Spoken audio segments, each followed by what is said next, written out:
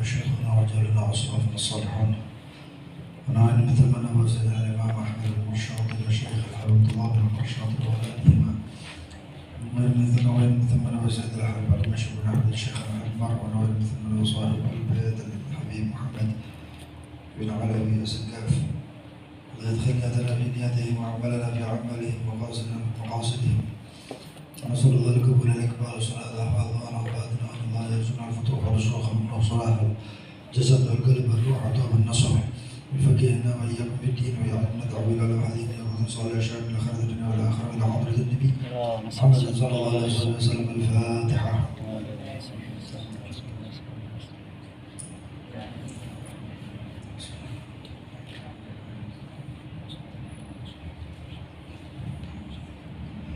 بسم الله الرحمن الرحيم. الحمد لله رب العالمين. اللهم صل وسلم على سيدنا محمد وعلى آله وصحبه أجمعين. نوينا التعلم والتعليم والنفع والانتفاع والتذكر والتذكير والإفادة والاستفادة وحث على التمسك بكتاب الله بسنة رسوله صلى الله عليه وسلم والدلالة على الهدى والخير وابتغاء وجه الله مرضاته وقربه وثوابه سبحانه وتعالى. اللهم يا من مقاليد الأمور كلها بيديه وإليه يرجع الأمر كله يا فتاح يا عليم افتح علينا وعلى أهلنا فتحا قريبا يا فتاح يا عليم. اللهم ارزقنا علما لدنا مشرب صافلا يا وهاب يا غني يا وهاب يا غني يا وهاب يا غني. أما بعد، وقال المؤلف إلى قوله موانع الإرث. موانع الإرث أربعة: القتل والرق واختلاف الدين والدور الحكمي. الوارثون من الرجال 15: الأب وأبوه وإن علا، والابن وابنه وإن زغل، والأخ الشقيق والأخ للأب والأخ للأم، وابن الأخ الشقيق وابن الأخ للأب، والعم الشقيق والعم للأب، وابن العم الشقيق وابن العم للأب، والزوج وذو الولاء إلى آخر ما قال المؤلف. موانع الإرث، yang mencegah orang atau penyebab-penyebab yang mencegah orang menerima warisan, walaupun itu adalah putranya sendiri.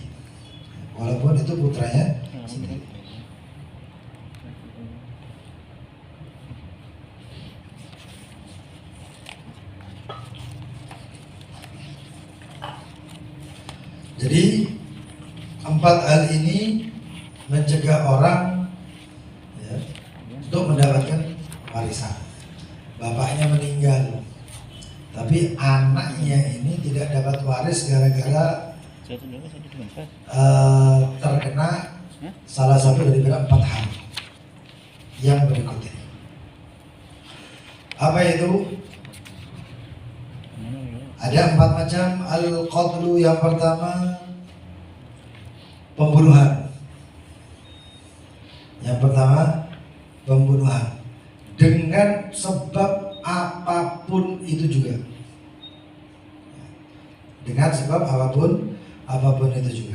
Di sini dikatakan fala yarithul qatil, tidak menerima al-qatil si pembunuh, min maqtulihi, dari yang dibunuh. Si pembunuh tidak mendapatkan waris dari yang dibunuhnya. Walau bihak, walaupun pembunuhannya itu hak. Benar. Dia membunuhnya itu karena suatu kebenaran. Maka tetap. Seperti apa itu membunuh dengan hak atau penyebab terbunuhnya seseorang karena hak? Kal muqtas, si anak melihat bapaknya membunuh seseorang. Tidak ada saksi siapapun kecuali ini anak. Maka bagaimana sekarang? Si anak lapor ke hakim atau lapor ke polisi. Begitu lapor ke polisi, dihukumi atau dihukumi oleh hakim tersebut bahwasanya si bapak harus dihukum mati. Maka dihukum matilah si bapak tadi.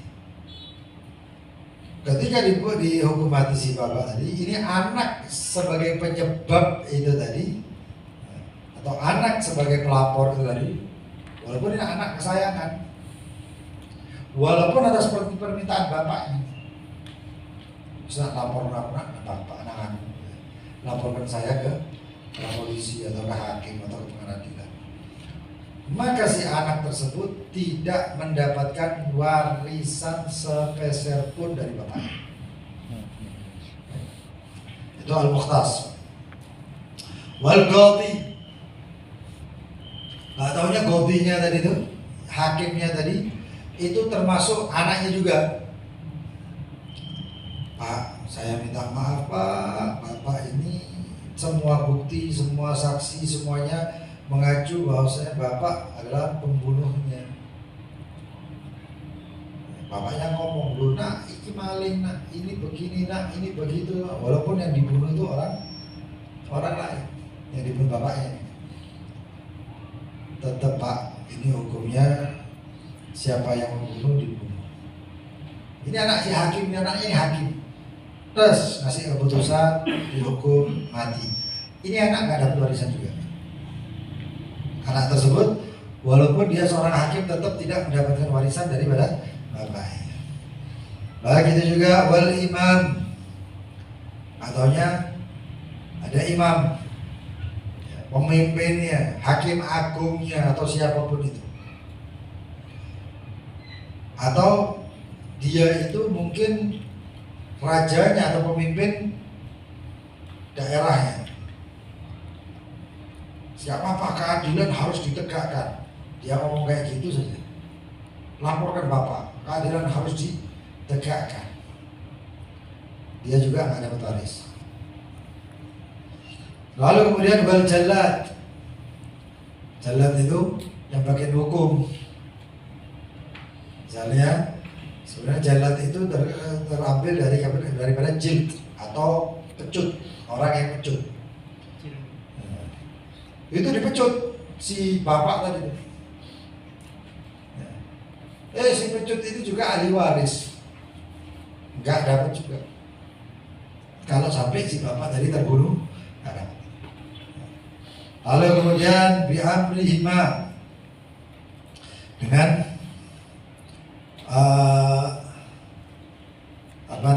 dengan perintah daripada keduanya, si qadhi ataupun si imam. Au ahadihima, ataupun keduanya. Wasyahid, begitu juga saksi. Saksinya ngomong, ini anaknya yang melaporkan, bapaknya jadi hakim, anaknya melaporkan, punya anak 5 misalnya, 5 anaknya.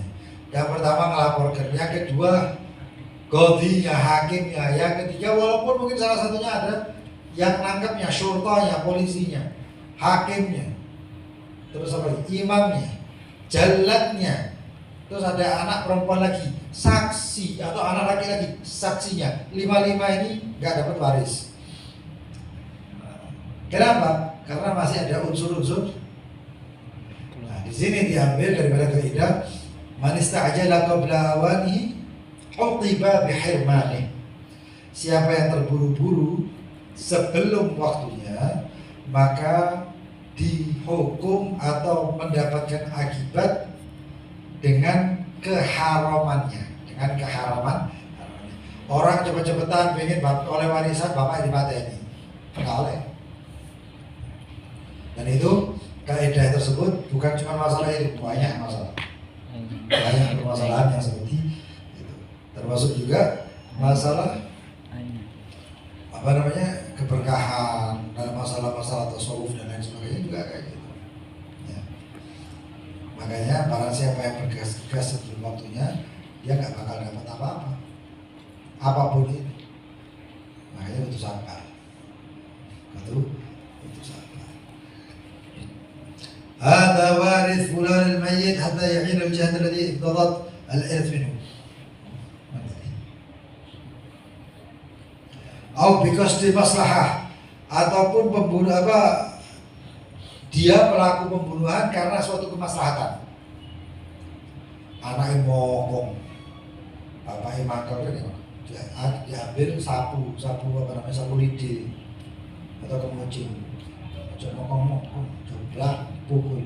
Gak taunya anaknya pas ajalnya, repot. Pas ajalnya dipukul, aduh pak loro, mati. Loh, ini pukulan ini sebenarnya bukan pukulan yang mematikan, tapi kok subhanallah pas digepuk anaknya mati, tetap gak dapat. Atau kayak gitu si anak ngeliat bapaknya loro-loroan, pak loro-lores, tak jilid, pak gemes tak jilid pak, lu mati, gak ada waris, gak dapat, makanya itu.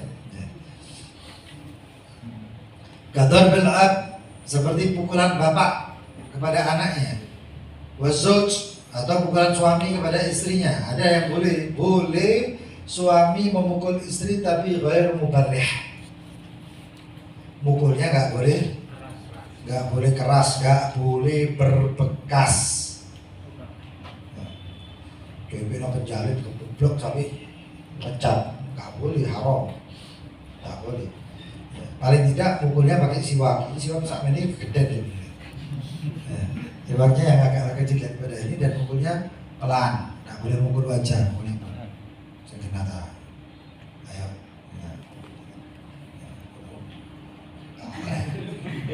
Iya, ngajari KDRT. Dan pukulannya kayak mubarrih, cuman pukulan supaya ngiling supaya mengingatkan aja. Itu pukulan adab. Itu. Kayunya kecil, tapi ya sama perih rumah ya, sama lidi, cilik, bilur nol. Tapi pukulannya apa namanya? Itu nggak taunya begitu suami pukul itu mati. Atau sisi suami gepes bojo, gepes sih, bibir jauh. Masih cuno mati, waduh, oleh waris. Loh ya kayak gitu, pokoknya penyebab terbunuhnya ini ya, penyebab terbunuh. Atau satu anak melihat misalnya dia nggak punya bapak, nggak punya ibu, kakeknya luar biasa kayaknya. Pas kakeknya itu sakit-sakitan, sampai akhirnya koma. Pas koma, si kakek ngomong, pas sadar sedikit kakeknya ngomong, nah, gak kuat aku, cucu, katanya, cucu, gak kuat aku, terus cabut tono ya alat, dipasangnya alat ini, cabut tono, cucu sama nangis, iya mbah, cabut, mati, gak oleh, si anak tadi, gak boleh, cucu walaupun alasannya sakno, gak ada sakno, penyebab kematian gak ada. Jadi seperti itu al-qatlu dengan gambaran apapun, pokoknya gara-gara mati, gara-gara dia gak dapat waris. Alasan apapun. Bahkan kemudian warik perbudakan, status sosialnya itu yang misalnya bapaknya bapaknya orang merdeka, anaknya budak, bagaimana hukumnya? Ya sudah, gak dapat waris,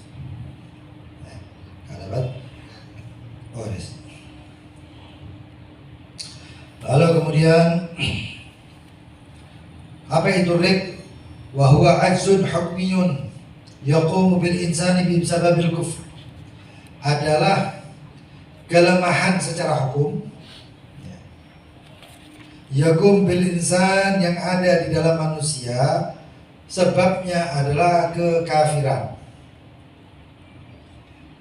Orang perang muslim sama muslim, bagaimana hukumnya? Gak ada yang namanya sandera atau tawanan perang untuk dijadikan budak. Boleh. Tapi perangnya sama orang kafir. Nah, kalau sudah perang sama orang kafir bagaimana?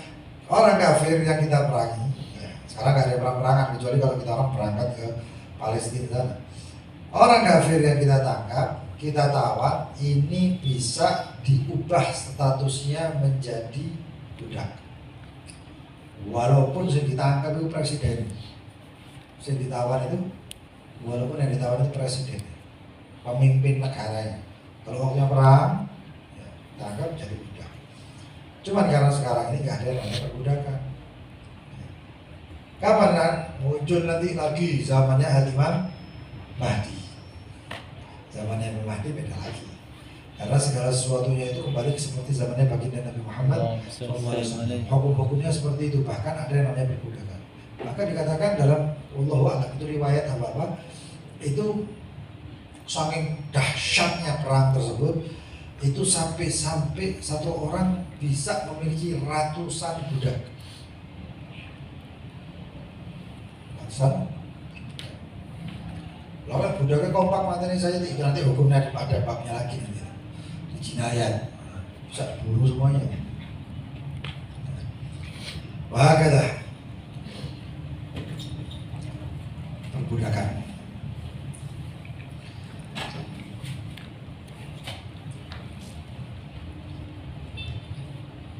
Dan haram ya hukumnya memperbudak manusia ini ya. Atau menuduh seseorang muslim budak. Walaupun ya ono sahabat sih yang ceritanya Nuaiman itu. Abu Bakar As-Siddiq itu berangkat perdagangan, ngejak satu orang, yang satu orang itu ahli dalam perdagangan. Wasi gimana sing dijak orang yang membuat perjalanan itu tidak terasa. Siapa? Nuaiman. Maka ini kan perjalanan itu ngejak uang sing rada apa bahasanya itu marush, orang yang agak konyol. Itu penting. Saya kalau perjalanan jauh tak cek itu model-model. Oh no, harus model-model. Salah satunya Kodra Buli si Joy. Nah itu apa namanya, berangkat Sayyidina Abu Bakar As-Siddiq bersama dua orang itu. Yang satu ini pintar ahli kayak gitu, anggap apa adminnya ya, satu adminnya Sayyidina Abu Bakar As-Siddiq, yang satu Nuaiman. Berangkat mereka.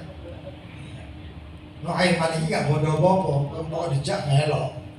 Nah taunya pas sahabatnya Sayyidina Abu Bakar yang satu itu makan diparani, Nuaiman gak bodoh, bonek lah ibaratnya, gak bodoh diparani, aku jaluk kok, enggak, ditolak. Saya minta, enggak, salam enggak bodoh. Dilihat minum, saya minta minumnya, oh enggak, mantel Nuaiman.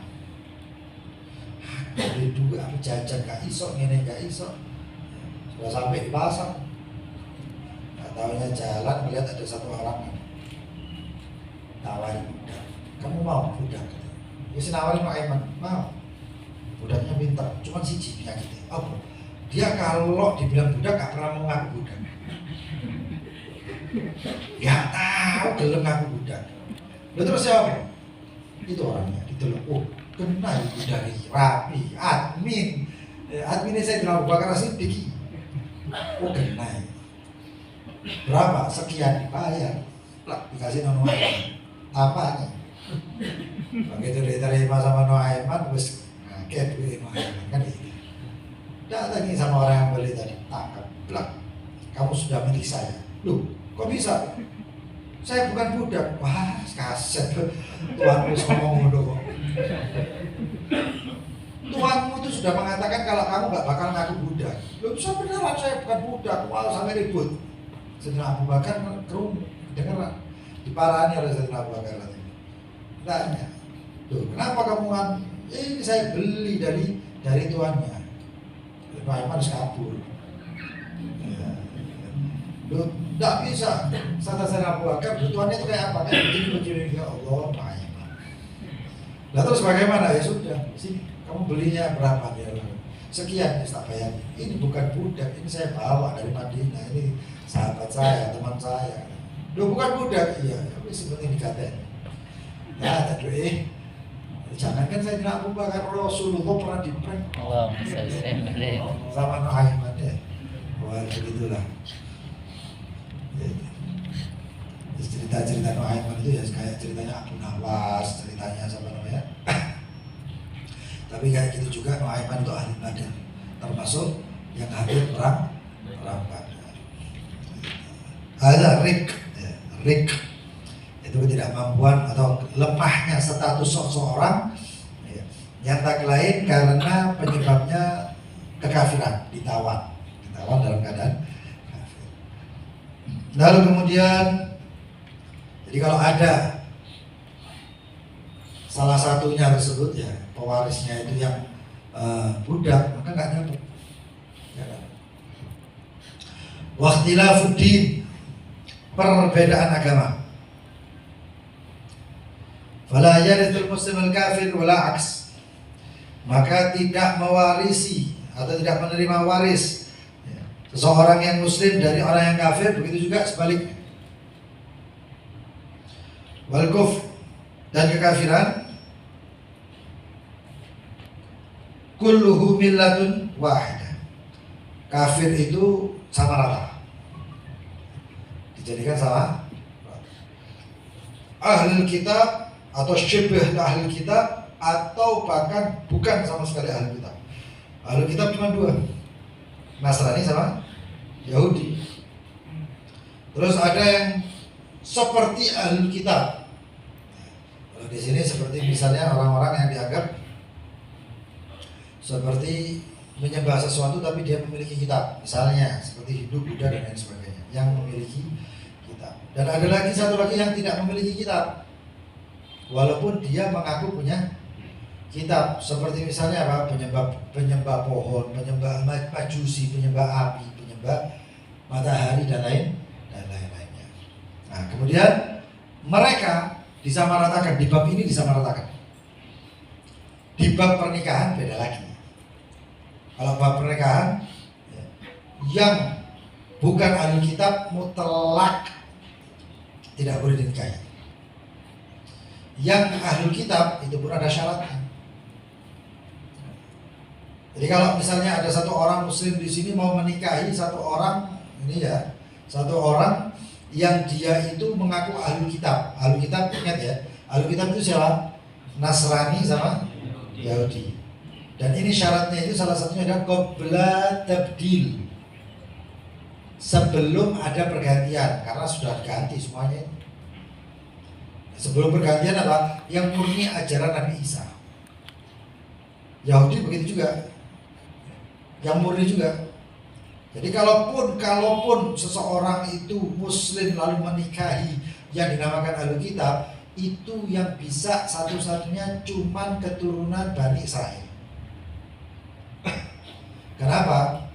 Pertama, anggap aja yang paling gampang, jangan Nabi Musa, jangan Yahudi, Nasrani saja.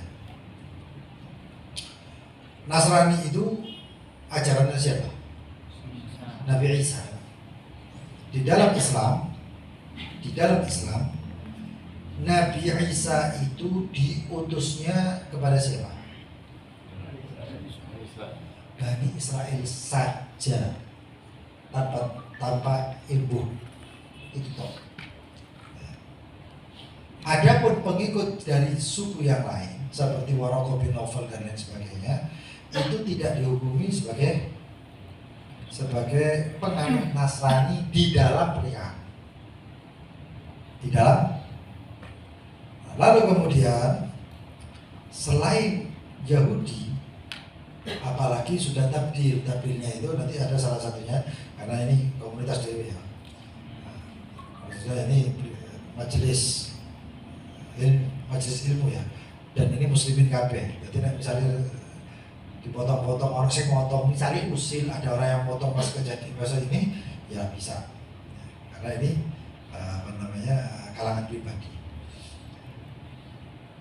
Kalau misalnya ada orang muslim siapapun dia menikah dengan orang Nasrani di Indonesia ataupun di luar Indonesia, siapapun dia, maka pernikahannya tidak sah menurut Islam.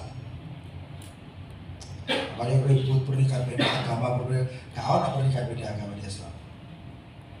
Kecuali kalau memang keturunan murni dari bapaknya ke bapaknya, bapaknya ke bapaknya terus abun dia taala gua nabi. Bapak sanati terus sampai kepada 12 hawariyin, pengikut Nabi Isa yang beriman dengan Nabi Isa. Kalau setelahnya itu nggak dianggap. Itu namanya setelah itu semuanya, setelah hawariyin itu berubah kurang lebih berapa era itu sudah diganti dengan yang namanya Paulus. Itu maksudnya di bab kristologi. Paulus. Nah, kalau sudah Paulus ini Injil berubah semuanya.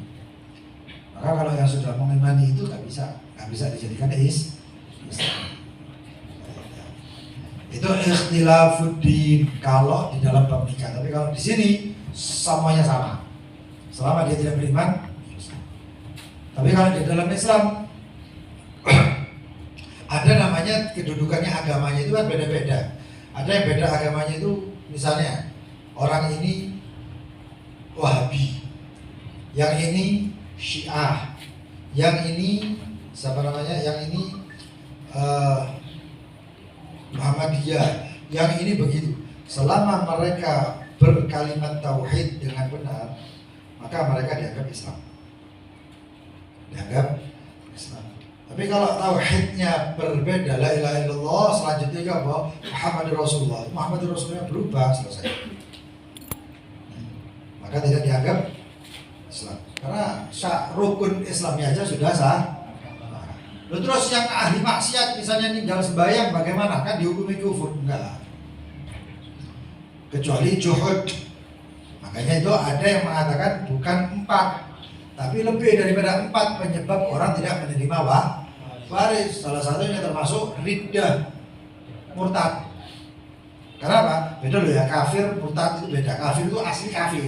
Kalau murtad itu beragama Islam lalu keluar dari agama Islam dengan hukum, dihukumi. Seperti misalnya satu orang meninggalkan sholat, hukumnya apa? Hah? Orang meninggalkan sholat hukumnya apa? Tetap Islam selama meninggalkannya bukan juhud. Apa juhud itu? Ingkar kalau sholat itu wajib. Ayo sembahyang subuh, ayo ngantuk. Ini namanya asi, pelaku maksiat, meninggalkan sholat, fasik hukumnya. Kafir enggak. Tapi nek bilang ayo sembahyang subuh, subuh itu enggak wajib, kafir. Subuh enggak wajib, jare Al-Qur'an ini disebut balik-balik kon enggak wajib. Itu dihukumi kufur riyadzubillah min dzalik. Dan setiap itu termasuk kalau misalnya ada anak nggak dapat warisan itu. Cuman bukan tukaran bapak mati ya saat dulu tukaran kon udah tahu kafir kon murtad loh. Oh karena bukan lagi borong warisan bapak gitu. Nah itu ada kok. Kemudian apa? Itu ikhtilafuddin. Lalu kemudian ada yang kemudian daurul hukmi. Daurul hukmi ini ada yang memasukkan, ada yang tidak memasukkan. Kenapa? Daurul hukmi ini termasuk ya diwarai ya lucu. Contoh-contohnya daurul hukmi itu seperti ini. Dihukumi tapi nggak oleh apa-apa. Jadi terpaksa walaupun dia itu misalnya ada seseorang Z punya saudara namanya Amr. Z punya saudara namanya Amr. Amr pasti Z meninggal. Amr dapat waris karena saudaranya. Nggak taunya muncul satu orang yang kemudian membuat si Z ikrar bahwasanya ini muncul Ali misalnya, si Z Amr ngomong Ali anak Z. Itu berarti apa? Ikrar. Diangkatlah ikrar ini ke atas ke Ghazi. Maka Ghazi tidak boleh menghukumi ikrarnya si Z. Ikrarnya si Amr. Kenapa? Kalau Amr ini ikrarnya diterima, maka Amr tidak dapat waris sama sekali. Penyebabnya cuma gara-gara si Ali ini moro-moro muncul, ini bapakku. Ketika sudah wafat, sudah dibagi, baru ini muncul. Nggak bisa walaupun tes DNA, walaupun opo. Makanya ini repot, dan ini ternyata pernah terjadi, ada kasus seperti itu. Suatu orang laki kawin siri. Setelah menikah siri, nggak taunya menikah yang siri, nggak taunya bapaknya ini meninggal. Ini nggak ngerti kabar bapaknya meninggal. Setelah dibagi warisnya, ini moro-moro muncul. Lu saya ini anaknya sama Ihsan, saya ini anaknya, ini bapakku. Kecuali ada saksi-saksi, bukan ikrar, saksi. Nah, kalau ada saksi-saksi beda. Kalau ada kesaksian diterima. Kalau ikrar, ayat di sini dikatakan, kaki nomor 8, bi ayyazam man tawinat tawarris adam. Seperti dilazimkan bahwasanya daripada perwarisan itu ketiadaan itu anaknya. Kain yugir, seperti ikrarnya seorang saudara laki hais yang sudah memperoleh dapat warisan tersebut biibnin lil mayyit. Ikrarnya saudara yang sudah dapat waris mengikrarkan bahwasanya ini anak punyanya si mayit. Wa yathbut nasab al-ibn, maka nasab anak tersebut diakui. Tapi fala yarith, tapi enggak oleh warisan. Apa? Warisan ini sebagi. Li'annahu la warath, karena kalau dia mendapatkan waris lam yakunul akh haizan, maka tidaklah menjadi saudara tersebut yang memperoleh waris. Oleh haiz itu oleh KB dapat semuanya. Bal yakun mahjuban, kalau ditegaskan bahwasanya ini anak punyanya dan diakui lalu kemudian hukumnya berubah, maka saudara tadi itu tidak mendapatkan waris sama sekali. Apa? Mahjub. Karena ada anak lagi. Bapak mati duwe anak satu-satunya laki. Ini duwe dulur gak harus ngoleh. Gitu. Yang lain gak dapat. Ini aja yang dapat. Kenapa? Mahjub. Nanti ada yang namanya mahjub. Ada asobah, ada mahjub dan lain sebagainya. Lalu kemudian fala yarith, bal yakun mahjuban falam yasih iqraru, maka tidak sah ikrarnya. Falam yathbut nasabu, maka tidak diisbat nasabnya. Fala yarith, maka enggak waris juga. Enggak waris. Maka nikah siri dan lain sebagainya itu paling enggak ya masih ngerti ya. Kawin ini kemudian enggak ada yang tahu, ditinggal. Orang-orang muncul, ini bapakku, enggak harus saya akui, kasihan ini anak. Apalagi ada fenomena pernikahan yang tidak pakai perlu saksi dan wali. Kalau ada saudara atau keluarga perempuan yang mau dihitungkan, tegur, bocor, karena kasusnya sudah terlalu banyak. Paling enggak harus ada yang saksi keluarganya, keluarga si perempuan atau yang lainnya. Itu. Fa'ada irthuhu ila adami irthih, maka diputusi warisnya itu, ya, masalah perwarisannya tersebut diputuskan bahwasanya itu anak nggak dapat waris. Ini hukum syariat zahirnya. Adapun batinnya adapun yang lebih pantasnya, karena si tahu ya. Saya ulangi lagi, Z punya saudara Amr. Si Z meninggal. Si Amr tahu Z ini pernah menikah. Lalu kemudian atau tidak tahu. Kemudian si Z ini, si Amr ini mengisbat atau berikrar bahwasanya ini anaknya si Z setelah semuanya dibagikan. Berarti ini siapa namanya? Si Ali ya, Ali. Anak itu Ali. Maka si Ali ini nggak dapat apa-apa. Si Amr dapat banyak, bahkan hampir semuanya. Atau bisa semuanya kalau asobah. Kalau apa? Kalau dia itu satu-satunya, nggak ada waris lagi kecuali dia. Lalu kemudian bagaimana? Kan si Amr tahu ini anak sudah diikrarkan oleh si Amr bahwasanya ini anaknya si Z. Maka kalau hukum warisannya nggak dapat warisan ini anak, karena si Amr sudah dapat semuanya.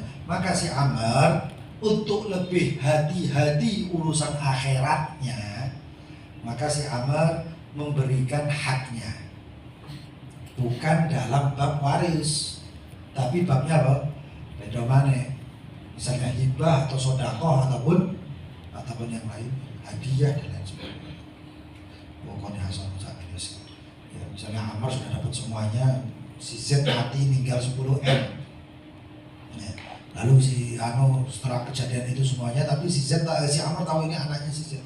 Lalu bagaimana? Karena ini terhijab gara-gara ikrar itu mau. Lalu si Z mengatakan kepada si Amr mengatakan kepada si Ali, loh, kata ini saya ambilkan dari punya saya. Saya dapat semuanya. Ambil, terima. Itu lebih afdol, lebih baik seperti itu. Kalau enggak, bahasa kasar itu Amr itu berarti maling.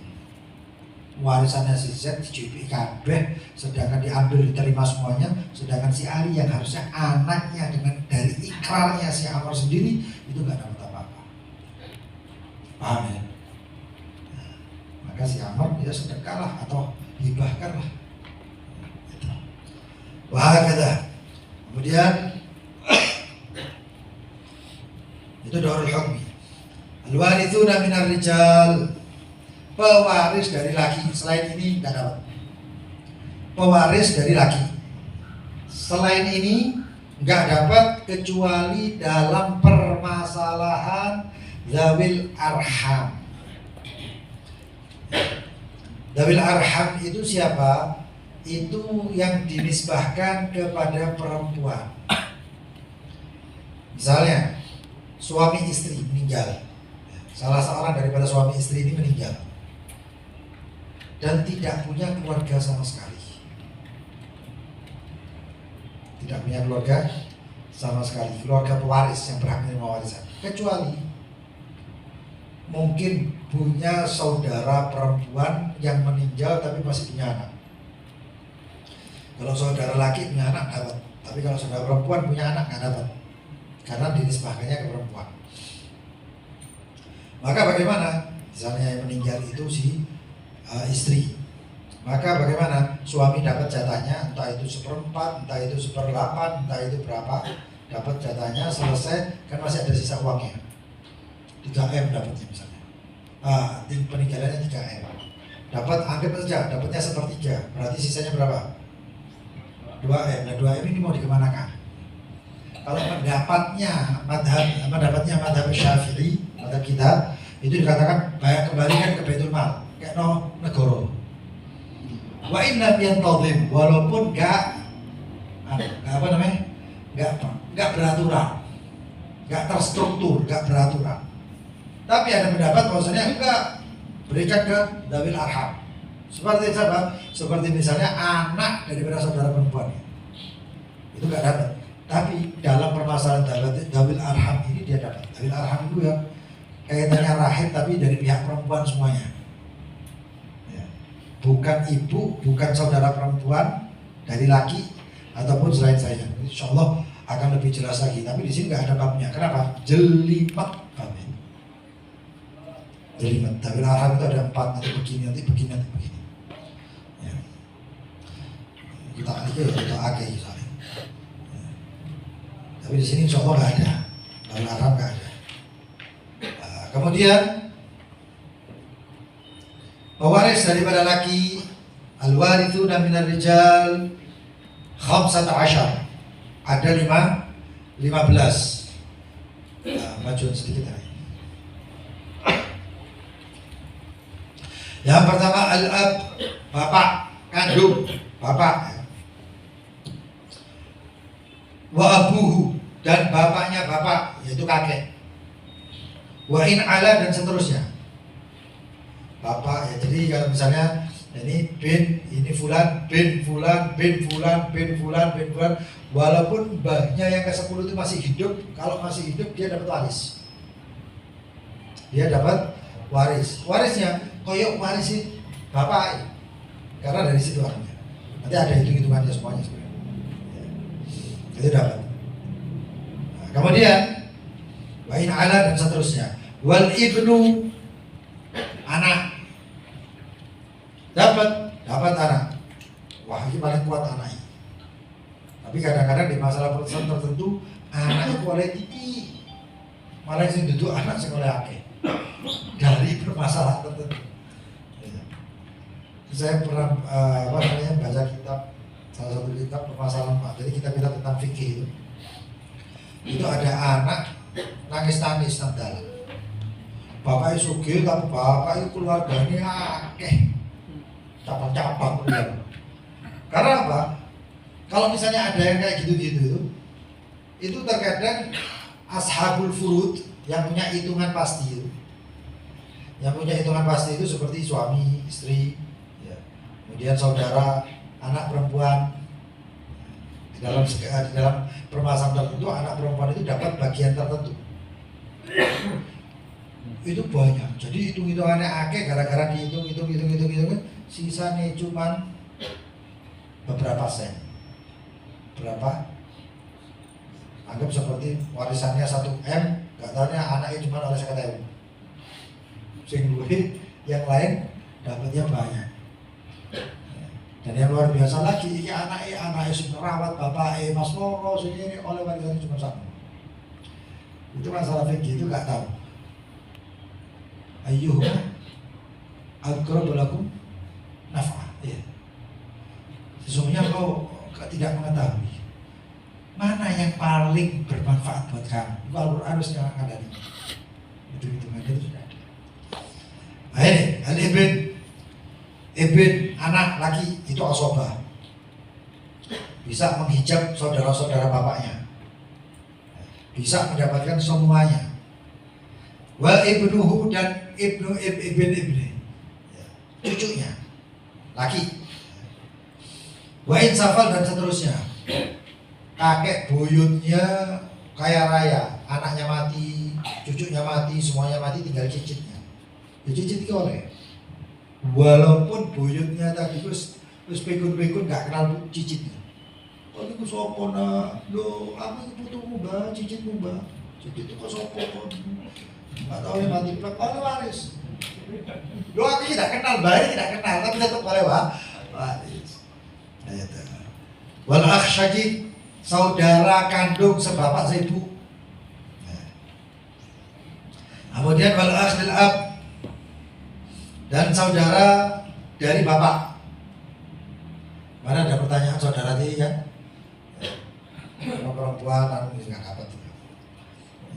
Saudara lil ab wal akh lil saudara dari ibu, kalau si mati ibu.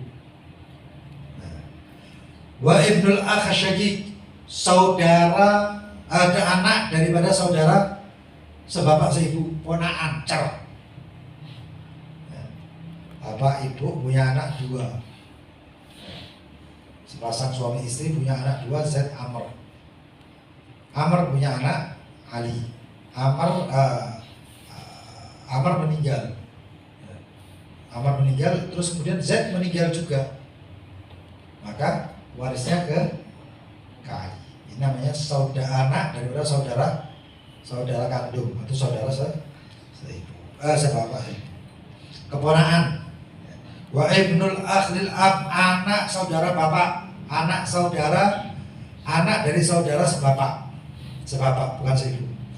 Wal am syaqiq, paman kandung, paman bapak ibunya ini apa sebapak seibu, baik podo, bapaknya punya apa saudara tadi kakek Z sama Amr tadi. Nah Amr ini namanya am syaqiq, paman kandung. Kemudian wal amlil ab, paman. Berarti kalau paman ini saudaranya bapak. Kalau ini kalau dalam bahasa Arab ya, am itu saudara bapak, saudara ibu namanya khal. Itu. Lalu kemudian ibnul amlil ab, anaknya paman dari bapak. Ibnul amlil ab, misanan, ya, sepupu misanan.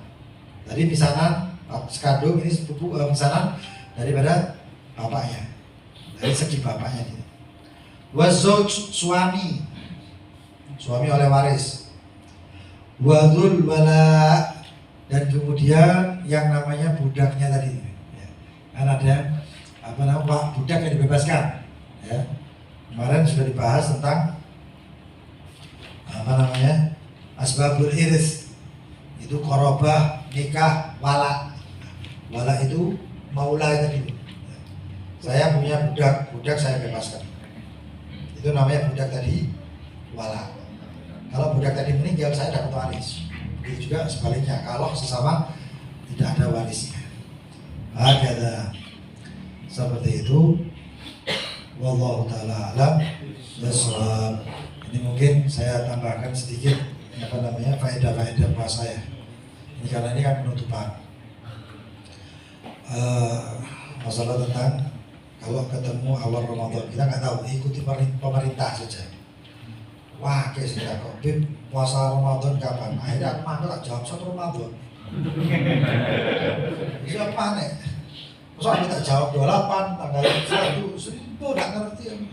Kawasannya kapan, Bib? 1 Ramadan. Hari apa, Bib? Hari 1 Ramadan. Oh, hari apa ini? Terus pokoknya ikut pemerintah lah. Pemerintah ngomong diputuskan 1 Ramadan, ya semua supaya pemerintah supaya nyaman. Nah, kalau sudah masuk seperti itu, di malam pertama itu jangan lupa untuk membaca surat Al-Fatah. Itu sudah kita jelaskan dari Selasa, ini cuma sekedar mengingatkan. Ya, mengingatkan. Innama antal madzakir. Terus kalimat doa. Membaca itu dengan susunan surat Al-Fatah dikerjakan di 4 rakaat. Boleh sekali salam, boleh 2 kali salam. Nama salatnya salat mutlak saja. Itu barang siapa yang mengamalkan itu, insya Allah 1 tahunnya menjadi baik. Ada yang mengatakan 1 tahunnya dia akan merasa dikayakan oleh Allah, dicukupi kabeh oleh Allah. Amin, amal loh. Amin, gak amal aja enak ya. Jalur instan. Gitu. Nah kemudian jangan lupa untuk niat di malam tersebut, niat puasa sebulan penuh, setahun penuh, bungkring. Sebulan penuh. Taklid lil Imam Malik, mencontoh Imam Malik. Nawaitu shauma ghadin an adai fardhi syahri Ramadan kullihi atau jami'ihi lillahi ta'ala. Itu persyaratannya adalah di awal malam. Wah, aku ingin lali gak ada salat penuh, ya wis lewat. Ya.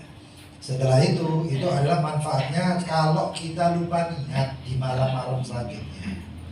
Biasaan terawih, setelah terawih, assalamualaikum warahmatullahi wabarakatuh. Waktu itu ala som, nawaitu shauma ghadin an adai fardhi syahri Ramadan. Ya, niatnya bareng-bareng, pas dino iku gak tahu nang masjid, gak tahu masjid. Akhirnya sahur enak, biasaan niatnya bareng-bareng ke masjid. Adzan subuh, kemarin adzan subuh. Aku tidak ke masjid, aku lali niat. Bagaimana? Wajib bagi dia imsak, gak oleh mangan. Waktu itu terus lali niat. Berarti kesempatan kita belajar, kita mangan, kita enaknya nggak bisa. Wajib imsak, engkau wajib menahan dan lalu kemudian mengkodok ketika di luar bulan Ramadan. Tadi fungsinya tadi itu niat sebulan terus. Nah kemudian banyak manfaat, salah satunya juga sholat yang sunnah dinadari. Tapi jangan coba-coba dalam waktu yang jauh. Misalnya besok malam terawih dinadari boleh saya aku nadar terawih. Ojo nekat itu nggak bisa. Akhirnya kapan? Nggak bisa disauri. Ya. Maka nadarnya kalau bisa di waktu ketika kita salam, misalnya ada Isya, Bilalnya ngomong as-salatu tarawih jami'atan rahimakumullah la ilaha illallah Muhammadur Rasulullah sallallahu alaihi wasallam Allahumma shalli ala sayyidina Muhammad wa shalli wa sallim alaihi. Saya nadar. Nadar 2 rakaatin min tarawih lillahi ta'ala. Saya nadar 2 rakaat daripada tarawih lillahi ta'ala. Shalli rakaatin min tarawih madhurah lillahi ta'ala. Ma'muman lillahi ta'ala atau imaman lillahi ta'ala. Allahu akbar. Sholat perkara sunnah itu tidak bisa menjadi wajib kecuali dengan nadar. Di bulan Ramadan Rasulullah SAW sudah mengatakan nafil fihi kal fardhiyah. Pun puasa sunnah perkara sunnah itu di bulan Ramadan seperti fardhiyah, seperti wajib. Cuma ini pahalai. Hukumi tetap sunnah. Wal fardhiyah ka-sab'ina fardhiyah. Dan satu amalan wajib itu seperti 70. Nah itu sebenarnya terawih itu buat nadari jadi wajib seperti 70 wajib. Bayang kalau kita setiap malam seperti itu. Waduh, ini ibaratnya duit soge. Tapi ini pahala, soge pahala. Ya, mau senang mau biar. Orang ini senang mulai. Jadi dinadari.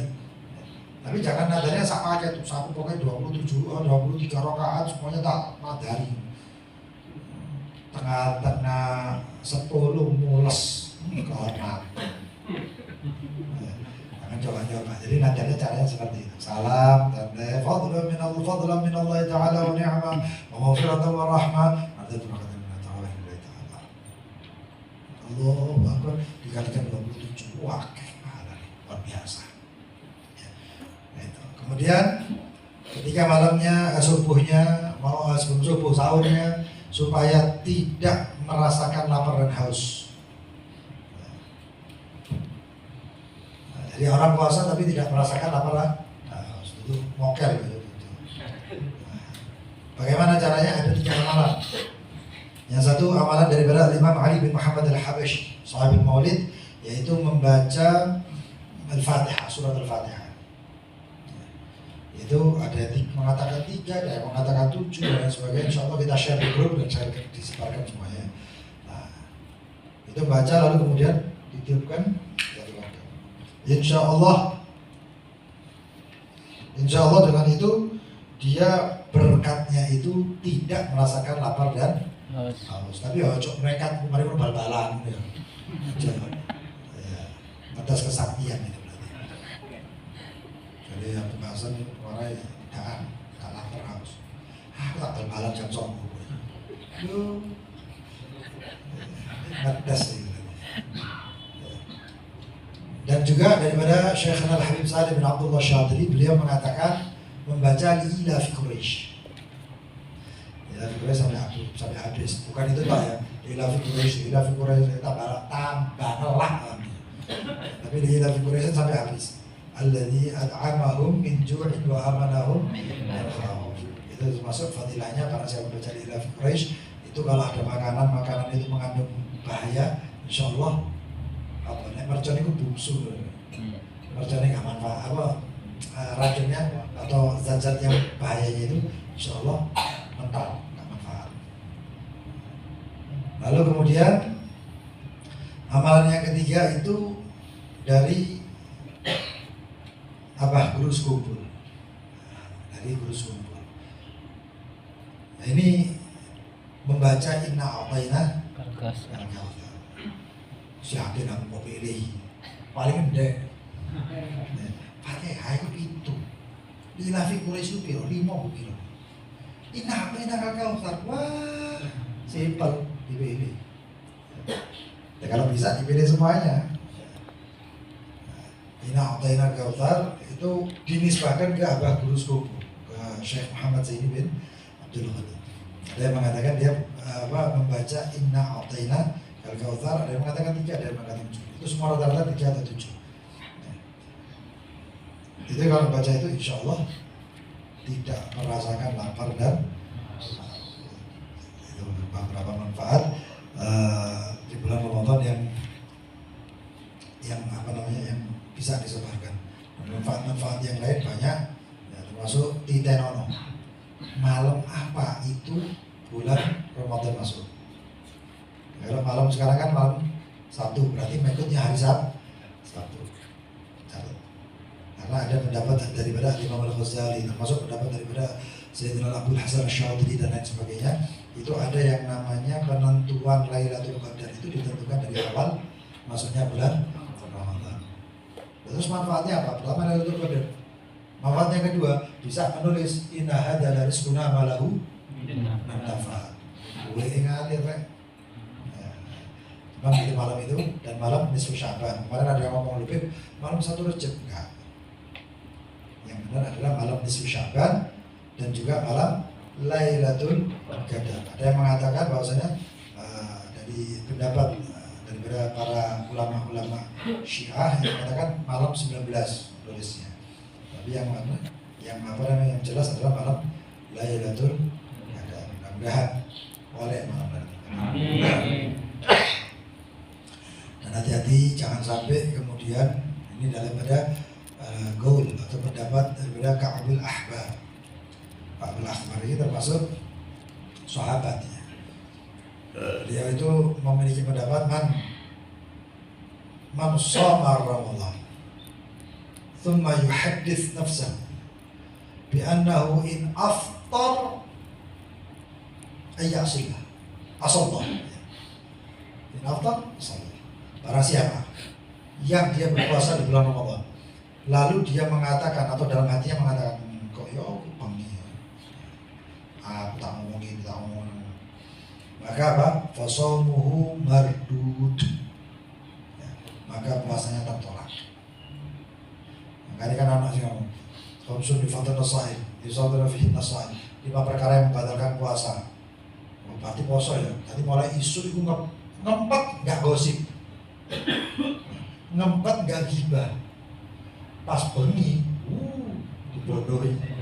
Ayo tak kayak kopi sayu. Ini pikir Tuhan ini ganti dah awan nabi bengi ku siji. Ya gak oleh, makanya mardud puasanya tertolak. Ndak awan ndak bengi ojo hibah.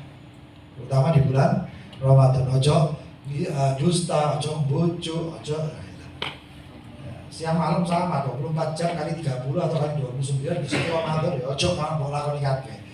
Itu ya hakada wallahu taala alam bisawab. Kita doa lalu yang ada pertanyaan silakan bertanya. Bismillahirrahmanirrahim.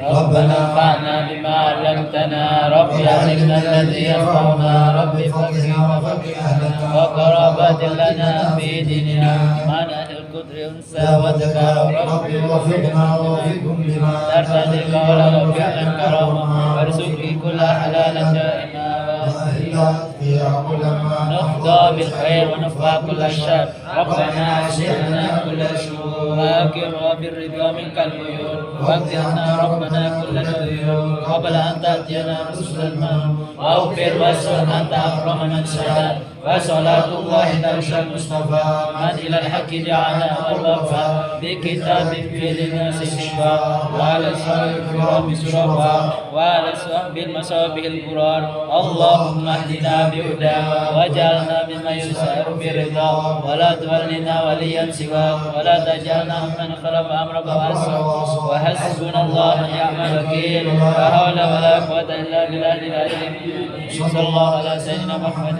وعلى آله وصحبه وسلم.